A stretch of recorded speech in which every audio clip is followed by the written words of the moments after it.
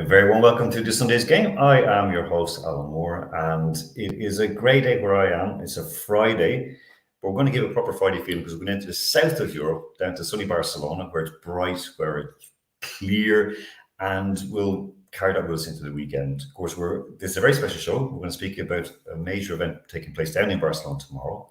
It's in memory of one of our fallen Gaels, Dani Gonzalez, and to tell us about what's happening tomorrow and about the man himself, I'm delighted to welcome onto the show Eoin McCall, the chairman of Barcelona Gaels. Eoin, you're very, very welcome. And, Hi, Alan. Thanks. Just want to start off, we're going to speak about Dani Gonzalez, and if you could tell us a little bit about the man and about how you know, because you played with him, of course, and what took him away from us. Yeah, so Dani lived in Barcelona from 2015 to 2022. In those times, he played both with ourselves and the Barcelona Gaels, but also with a team called Gran Sol, who were a team of Galician expats set up in 2015, essentially to play football in Barcelona, but play in the same way as they would back in Galicia. And yeah, from there, Dani would have played both with Gran Sol and with ourselves, but he trained with us very regularly. He was training with us nearly every weekend, on top of his training with Gran Sol. So that's where I would have met Dani for the first time in 2018. What took him away from us, Colin? So Dani was diagnosed with pancreatic cancer and moved back to Galicia in 2022 to undergo his treatment. The last I saw him was the Iberian senior finals last year in Vigo. He was playing for Celta Vigo while undergoing treatment. He told me he'd been having chemotherapy that week, but he was still playing football on the Saturday. And then about 2 weeks ago, we received the sad news that Dani had passed away. But before he passed away, he set up a fund in his name for pancreatic cancer, which is the fund that we're paying the fundraising game for tomorrow against the combination of Gran Sol and also Sitges, who you see on screen now in the black and red jerseys. How big of a loss has it been? Because with clubs in Galicia, for example, and I've spoken to people down in Iberia, and they've taken it quite hard. What kind of a person was he on? Yeah, he was a great person. Like, first and foremost, he was a very, very handy footballer. For someone who would have taken up football obviously quite late in life in comparison to someone who's maybe Irish. He was a very, very useful footballer and was always great at our trainings or in games. From there, I think the overriding emotion was shock, even though we knew that he was diagnosed with cancer, even though we saw him in Vigo and we could tell that he wasn't 100%, or he wasn't 100%. He wasn't completely himself. He still was there. He still was playing. He was still the same Dani. You were still able to have a conversation with him. So I think really the overriding emotion would be shock. And obviously upset as well, that someone who was still relatively quite young has been taken from us. It's always, of course, a shocking passing, and it's important to remember, that the memories carried on. Tomorrow, of course, we're going to speak with that right away, just with tomorrow's game. You see the poster up here. Tell us a bit about it and how did it come about, and what's the aim of the event on? Yeah, so the game tomorrow is going to be played between essentially a Barcelona Gaels select. We're quite a big club, but we're going to try and play players who knew Dani. We have some players traveling back to Barcelona who would have played with Dani before, playing in the game. Maybe some people who might be in retirement, coming out of retirement to play in this game. I guess the combination of the Gran Sol players who are still in Barcelona, some who've now moved to play with Sitges slightly down the coast from us, and then members of Sitges as well. The idea is that we'll hold it at the end of our regular training session. Tomorrow we booked an extra hour on the pitch, and the idea is just to try and raise as much money as possible. Obviously for his fun, but moreover just to really remember him in a way probably that's most fitting, which is playing football in Barcelona, which is something that he did for so many years. Now, the fund, we're just scrolling across the screen on. Tell us what the fund is, what it does, and how important is it for, if our viewers, people who are watching, to think about donating to it. Yeah, so for anyone who doesn't speak Spanish or even doesn't speak Gallego, the fund is called A Smile Will Light Up the World. So the idea was that sort of as his last act, Danny set this fund up to contribute to research of treatments for pancreatic cancer in his words. So it doesn't have to be a death sentence. It can be something that the people can come back from and have full and happy lives from afterwards. So this was set up maybe about a week before Danny passed away, and then was sent out to us whenever we were made aware of the sad news that he had passed away in the middle of October. So the idea was with Joaquin, who was involved in Grand Sol, was now the chairman of Sitges. The idea was that we would host a sort of a memorial fundraising game for Danny, and this seems to be the best chance that we have to host it in Barcelona this Saturday, so tomorrow. You're saying people coming back, fellas, it's kind of like taking a boost back out of the back of the wardrobe and playing. Is there anything special planned? Will you have a moment's silence, or will people say? Yeah, I'm sure there will be a minute's silence, and people will maybe say a few words afterwards. The bar will be open at the pitch afterwards, so there'll be opportunities for people to catch up and reflect. Also, it's a weird one. Nobody was able to go to the funeral, being in Galician. Nobody was there at the wake, so it's a bit of a weird one in terms of sort of how things tend to happen when someone passes away in Ireland. It was obviously very, very different. So it'll be nice to have that opportunity tomorrow to reflect as well. Where we play is up at the top of the mountain in Montjuic, beside the Olympic Stadium where FC Barcelona are playing now. So it's actually one of the few quiet areas in Barcelona. So it'll be a nice place to have the game tomorrow. So nice way to say goodbye. Eoin, as the Iberian rep as well, because you're on the European County Board, is there any sort of moves afoot, for example, to name a cup or a competition after, or something that could be an annual way to raise money and raise awareness of the fund? I don't know. There's nothing like that is being discussed, but we have committed on an Iberian committee level to raise funds, and essentially for all clubs to embark on at least one fundraising effort to raise funds for Dani's charity. But exactly what forms other memorials take or anything like that, I don't know. It hasn't been discussed yet. I guess probably all still quite raw, but I guess it's something that can be discussed in the fullness of time down the line. Yeah, again, it's only just a couple of weeks, and I know a lot of people are still in shock. Before we move on to just a couple more questions, more about Iberia. What were your emotions when you heard about it? How did you hear about it, and where were you when you heard?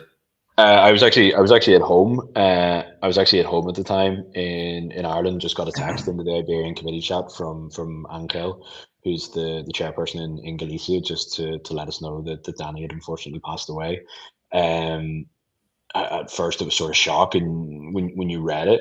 You kind of hoped against hope that it was someone else, but no, it was Dani, and albeit, as I said, that you knew he was sick, you never really thought it was going to be that bad. He was playing while undergoing treatment, and I wasn't 100% aware of what the type of cancer that he had. I knew he had cancer, but cancer obviously takes so many different forms. I wasn't sure exactly what it was that he had, and I was just shocked that someone who was able to play football May, so what's that, maybe 5 months ago, is now no longer with us. I know that it sounds very mercenary in a way. Where now we just speak. I'm going to ask you a question about Iberia itself, because of course Iberia has been growing. And the whole, Spain and Portugal, the peninsula as a whole has been growing. Of course, we know in Galicia there's it's going very well up there, and they're working with kids as well. Iberia, I mean, there's clubs growing. A couple of, I think, during lockdown in 2020, speaking with I think he's former chair now of Sitges, and how they were developing as well when they just had come in as a new club. How is Gaelic games in general developing in Iberia, and what do you see the potential for going further? Yeah, it's growing. It's growing very fast. Part of it, I guess, the thing is that the COVID really did change everything. We saw that potentially there's two things. One is the sort of traditional avenues of emigration were closed off. People couldn't go to Australia. They couldn't go to America. It seemed to be that they were coming to Spain. So people were going to Madrid, Valencia. They were going maybe Andalusia. Not so much, I guess. We're going to Galicia. Maybe you're not escaping Irish weather to go to Galicia, where it's pretty similar. But yeah, so like there have been quite a few clubs growing from there. I know that within our own region in Central East, we now have 6 active clubs. Sorry, 7 active clubs. Within those, some clubs might have one men's team. Some clubs might have 2 men's teams, 2 ladies teams. Some clubs might have just 1 ladies team. And then going from there down in Andalusia, they have 5 clubs as well. And then in Galicia, there's about 12 clubs. There's about 12 clubs active there. So yeah, so there's a lot of activity within Iberia. We counted. We had our AGM in Barcelona during the week, and from there we saw that the club participated in 46 official games last year.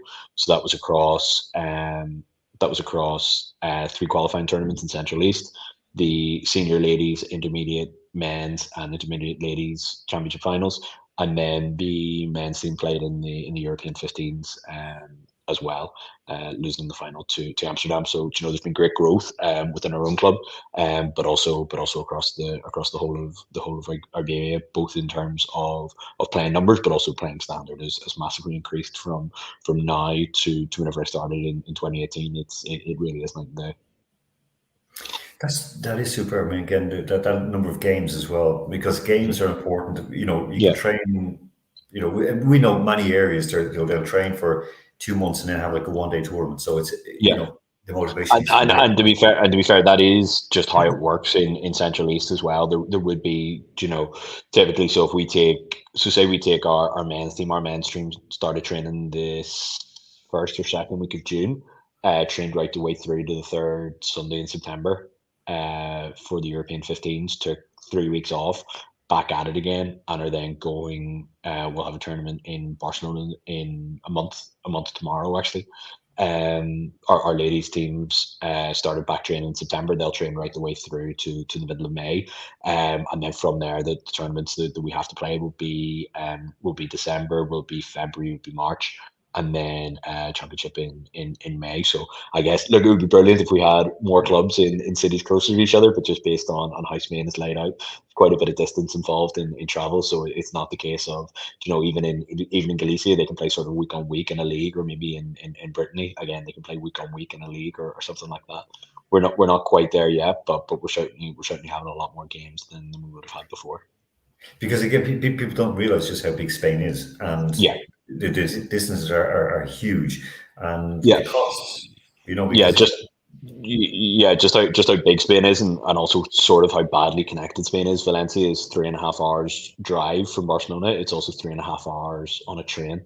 The only high-speed train network in Spain runs through Madrid, so Madrid will be the hub, and then everything else goes off it. So if you want to go anywhere, you essentially have to go via Madrid or somewhere that connects with Madrid. So if you want to go to the Basque Country from Barcelona by train, you have to go to Zaragoza and change onto the train from Madrid that's going up that way, and change. There's no way to go direct across. Valencia is the real killer. It's not that far, but yet it takes ages to get to. But they are trying to electrify the lines and everything like that. But these things are expensive. Each tournament, let's say, probably is costing you €30 a night in a hostel. So let's say €60 plus at least €60 return transport. You're looking €120. That's before you've had your dinner, food, drink, anything else. You're looking probably €200 a pop 4 times a year before you then go to Zaragoza, before you have your pitch contributions, before you have your membership. So it is an expensive pursuit, but the good thing is that there's enough of us doing it, and it's certainly worthwhile. Yeah, again, we are all volunteers. We do it for the love of the game, and it's something we bring with us. And you can see then when, as I said, like with Dani, when he joined in, so it was kind of like, that's why we're doing it. That's we're spreading the love of our game and infecting people with it and getting them to love our game as well. Yeah. Just before we end off, and I will ask you one small question just again with the fund.